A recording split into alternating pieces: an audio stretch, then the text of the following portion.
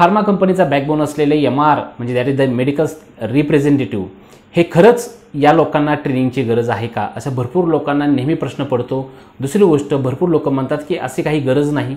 काही लोक म्हणतात की थोडीफार गरज आहे, काही अशी काही फार मोठी गरज नाही. आईच्या पोटातून कोण शिकून येत नाही आहे. वेगवेगळ्या पद्धतीनं आपल्याला शिकावं लागतं, वेगळ्या पद्धतीनं. मग तो ओनर असू द्या, MR असू द्या, मॅनेजर असू द्या किंवा कोणीही असू द्या. भरपूर लोक म्हणतात की आमच्या MR लोकांना आम्ही ट्रेनिंग प्रोव्हाइड करतो. नक्कीच छान, चांगली आणि उत्तम गोष्ट आहे. काही मॅनेजर लोक म्हणतात की आम्हीच आमच्या MR लोकांना चांगल्या पद्धतीने ट्रेनिंग करत आहे, बाकीच्या ट्रेनिंगची आम्हाला काही गरज नाही आहे. उत्तम आहे, काही अडचण नाही, काय नाही. परंतु लर्निंग डिसाइड्स युअर अर्निंग. मग ती कंपनी असो किंवा तो ओनर असो, जर तुमच्या कंपनीमध्ये लर्निंग चांगल्या पद्धतीने होत असेल तर उत्तम आहे, वेल अँड गुड, तुमचं अर्निंग चांगलं आहे. आणि जर तशा प्रकारचं काही नसेल तर लर्निंग घ्या. अदर सेक्टरमधून कुठे ट्रेनिंग, जसं की आम्ही ट्रेनिंग प्रोव्हाइड करतो किंवा अदरही लोक ट्रेनिंग प्रोव्हाइड करतात, तर त्याही लोकांकडून तुम्ही घेऊ शकता. परंतु एक सांगतो लक्षात घ्या साहेब, की लर्निंग डिसाइड्स युअर अर्निंग. जर तुमच्या कंपनीमध्ये हाय प्रॉफिट होत नाही आहे तर समजून चालायची तुम्ही चुकीच्या पद्धतीने चालला. जर तुमच्या कंपनी इथिकल पद्धतीने नेण्याचा प्रयत्न करतात चाल, तर इथिकल कंपनीला कंटिन्यू ट्रेनिंगची गरज आहे. म्हणून मोठ्या मोठ्या कंपन्यासुद्धा फिरून ट्रेनिंगवर उतरल्या आहेत. प्रत्येकजण म्हणतात की जरा सर ट्रेनिंग करावं लागतं. आता काही केल्या ट्रेनिंगशिवाय काही मजा नाही. काही लोक म्हणतात की क्वार्टरली ट्रेनिंग असं. अरे क्वार्टरली ट्रेनिंगमध्ये तुम्ही काय करता? जाता, खाता, पिता, 2-4 शब्द काहीतरी एकमेकाची उणं काढता, तुलना करता आणि झालं, आमचे ट्रेनिंग प्रोग्राम संपला. हा ट्रेनिंग प्रोग्राम असतो का? नाही सर. ट्रेनिंग प्रोग्राममध्ये काही वेगळ्या पद्धतीने कामकाज झालं पाहिजे. तो MR तुमचा, हा ट्रेनिंग MRचा MR हा स्मार्ट MR झाला पाहिजे. स्मार्ट MRचा MR हा ब्रँड MR झाला पाहिजे. तोच MR तुम्हाला 2-2.5 लाख 5 लाख जो काय अपेक्षा तुमचा धंदा आहे तो तुम्हाला आणून देत असो. लक्षात घ्या, तोही इथिकली, कुठेही पैसे न व्याटता, कुठल्याही प्रकारचं पैशाचा व्यवहार न होता सुद्धा कामकाज करता येतं. Depend on your company policies.